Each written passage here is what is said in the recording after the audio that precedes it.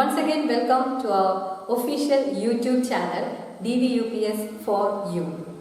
How was your last week? Hope all of you are fine. Then all of you stay at home and be safe.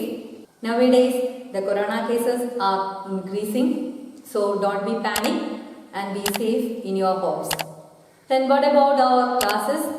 In the last class we were discussing about the boys travel to see the river.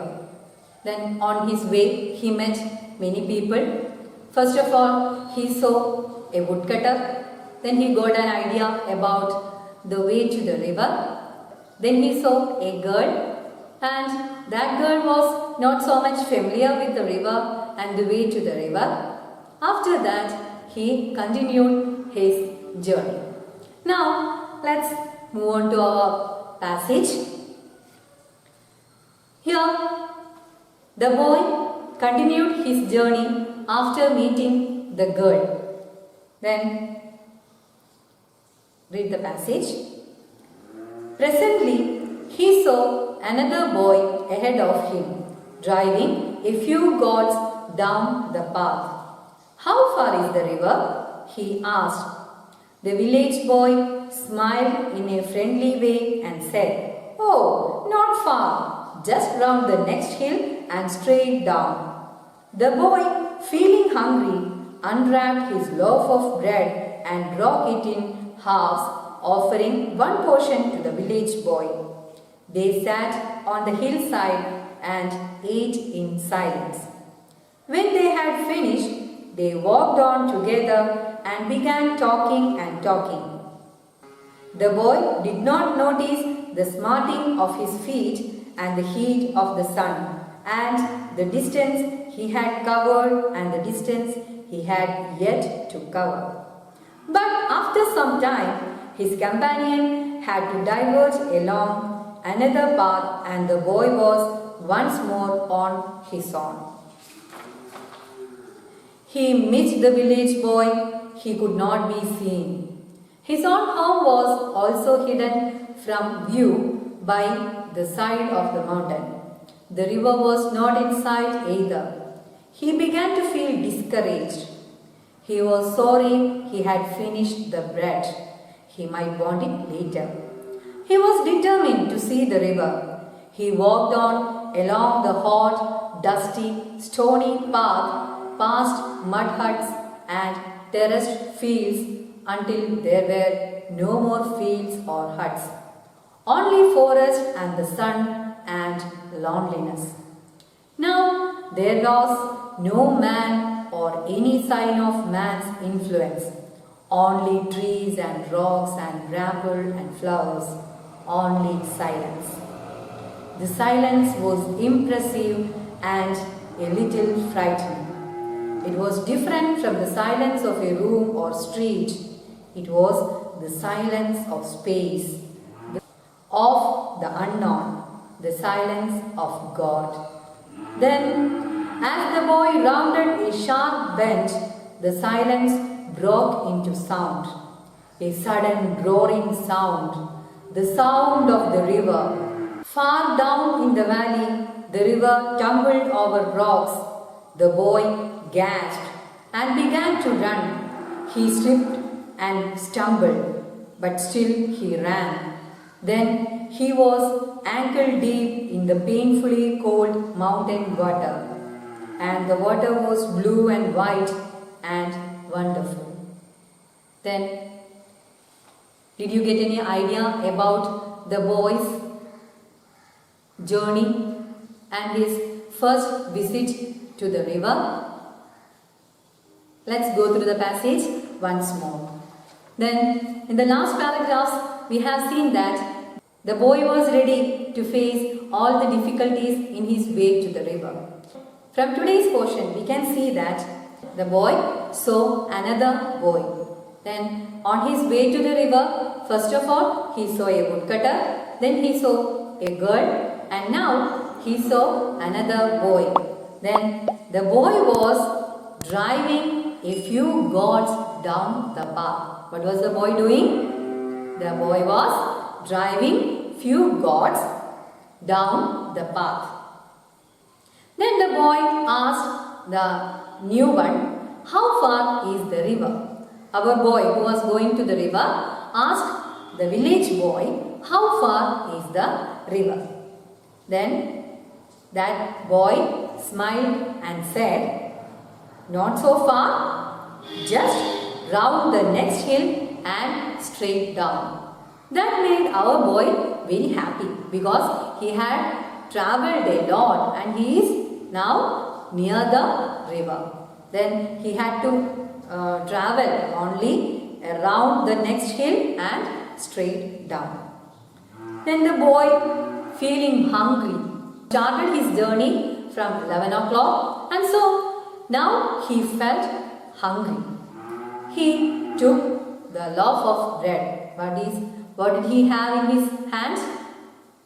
He had taken a loaf of bread from his home. Now he took the bread and unwrapped it.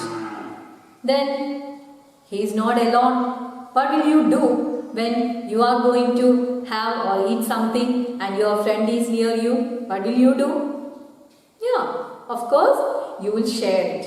Here also the boy took the loaf of bread and made it into 2 halves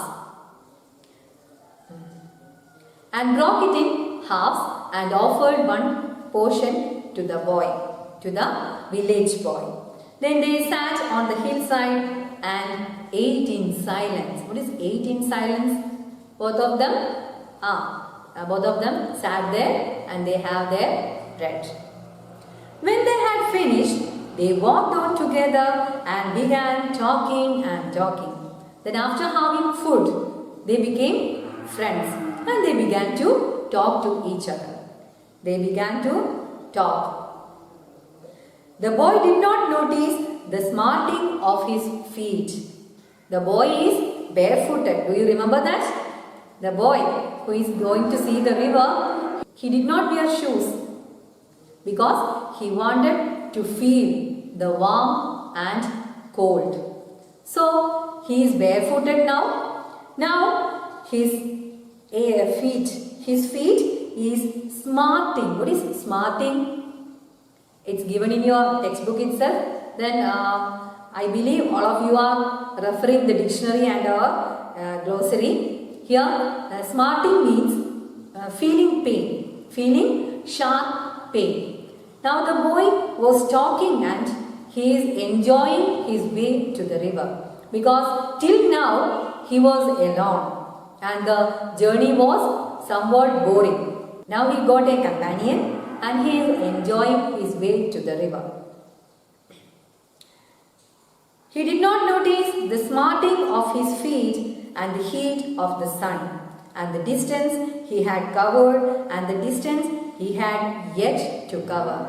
Nothing bothers the boy now because he is very much happy to have a friend or a companion on his way.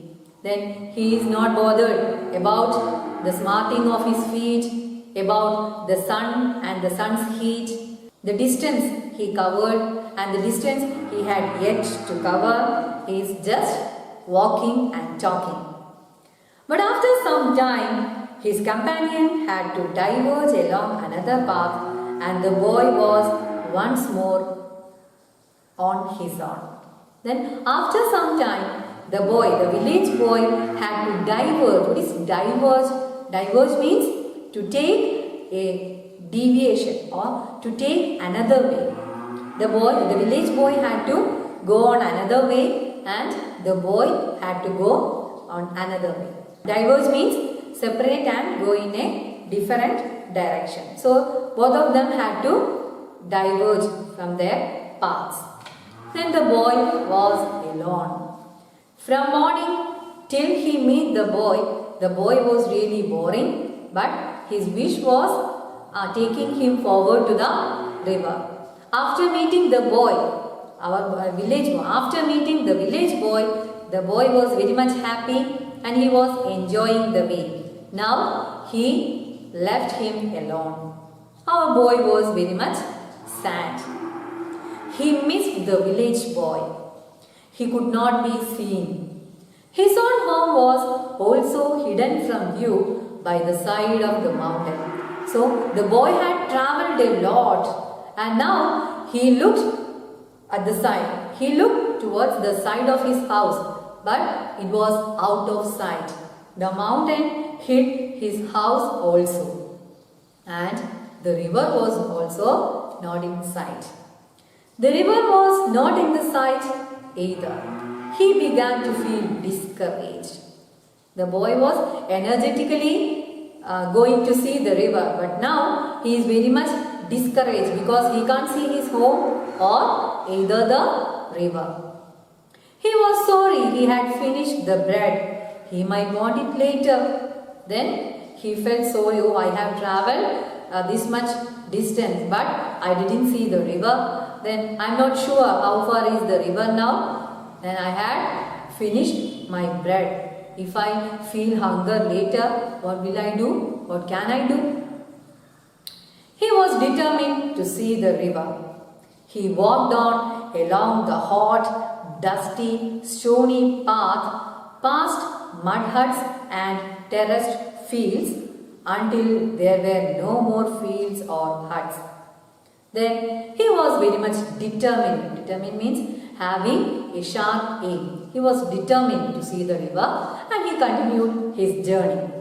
He walked on along the hot, dusty, stony path. Then using these words, the path to the river or the way to the river is described. All these are the describing words, that means the adjectives. Hot, dusty, stony path. Then he passed many fields. How was the fields? Some of them were mud huts and terraced fields. Mud huts. He passed mud huts and terraced fields. Then he travelled along until there were no more fields or huts. He travelled a lot and reached a place where there were no more huts or no more fields. Only forest and sun and loneliness. There we can see only the forest, thick woods and sun and loneliness. Now there was no man or any sign of man's influence. Only trees and rocks and bramble and flowers. Only silence. Then if there is man, there will be much sound of his actions, different jobs. There may be sounds of his jobs or the sounds of vehicles like that. But here there was only silence. Then what is bramble? Bramble means shrubs or bushes. There were only the rocks, trees, shrubs, flowers, etc. But no signs of man. The silence was impressive. What is impressive? Impressive means admirable. That we will admire that silence. And that silence will make us admire. Or that will attract us. Impressive means admirable. Then the silence was impressive and a little frightening. Think about such a silence when there is no sounds. There are no sound. You are all alone. Then what will you feel? You will search. Is there any sound? Is there any sound coming from any other sides? Then that silence will make us very much frightened. Okay. Here also the boy is feeling the impressiveness of the silence and at the same time the frightening nature of the silence. It was different from the silence of a room or street. It was the silence of space, of the unknown, the silence of God. When you are in your room or when you are in a street, we can feel the silence. But this silence the boy is facing is somewhat different from all these silence. It was the silence of space, the silence of unknown, the silence of God. Then as the boy rounded a sharp bend, the silence broke into sound. He rounded a sharp bend. He rounded a a sharp bend and the silence was broke into sound. A sudden roaring sound, the sound of a river. Then the boy was traveling along silence, and at that time the silence was broke into sound, a sudden roaring sound. Far down in the valley, the river tumbled over rocks. The boy gasped. What is gasping? The boy was traveling for a long time. Sometimes he walks and sometimes he runs. So he was very much gasping. Gasping means taking deep breath. Then the boy gasped and began to run. He slipped and stumbled, but still he ran. He slipped many times. He stumbled down, but he did not stop. He continued his run. Then he was ankle deep in the painfully cold mountain water, and the water was blue and white and wonderful. At last he reached at his destination. He saw the river and he felt the river personally. He was in a quest to feel the river personally, and now he is at that aim. He completed his journey and now he is in the river water. Now, how was the story? Did you like the story? Have you ever made such journey in your life? Think about it. Now, in the story, we have seen that the boy was enjoying the way to the river when he saw a companion or when he met a companion. After departing from the village boy, he thought a lot. What may be his thoughts? I believe all of you are familiar with the thoughts, writing thoughts, because you have completed the 5th standard and 6th standard. In all these, each and every unit, we write thoughts like that. So, what may be the thoughts of the boy when he was alone? What will he think about? He will think about different things. What may be that? He may think about his parents, about his father, his mother, their reaction. He may think about the woodcutter, his words about the way to the river. Then he will think about the girl who tried to mislead him. Then he will think about the boy who gave him a good company, and he will think about the food they have ate. And he will think about the way he passed and the way he had to complete. So, when you are writing the thoughts, take all these things in your mind and write the thoughts. Okay? I believe all of you can do it well. Then in the last classes also we have many homeworks. Some of you have did it very well, and all the others, please do it well. It will be very helpful to you. And now, here also we have some comprehension questions. Go through the passage and go through the questions. We have completed up to the 10th question. Now, the 11th one. The boy unwrapped his loaf of bread and broke it in halves, offering one portion to the village boy. That's the sentence from the textbook, and the question is, what attitude of the boy is revealed here? What is the attitude of the boy? Is the boy selfish, or he is very much kind to each other, kind to others, like that? What attitude of the boy is revealed here? Next, have you ever shared your food with the needy? Describe such experiences if any. If you have such experience, all of you are in standard 7 and sometimes you may have shared your food. So, write it in your own words. Then the next question, why did the boy feel discouraged? The boy felt discouraged. When did he feel discouraged? When he was alone, when the village boy diverged. Then why did the boy feel discouraged? You have to write that answer. Then next one. The boy found the silence impressive but frightening. The silence was impressive, but at the same time it was frightening. Why? Why was the silence frightening? Then the 14th question. What broke the silence of space? In the passage we have seen that there was only silence, which was different from the silence of a room and the silence of a street. And what broke the silence of space? 15th question. The boy slipped and stumbled, but still he ran. Why? When you walk and stumble down, what will you do? You will stop your journey or return to home or crying or like that. Here, the boy stumbled, slipped and stumbled, but still he ran. Why did the boy run? Then 16th question. Identify the words used to describe water.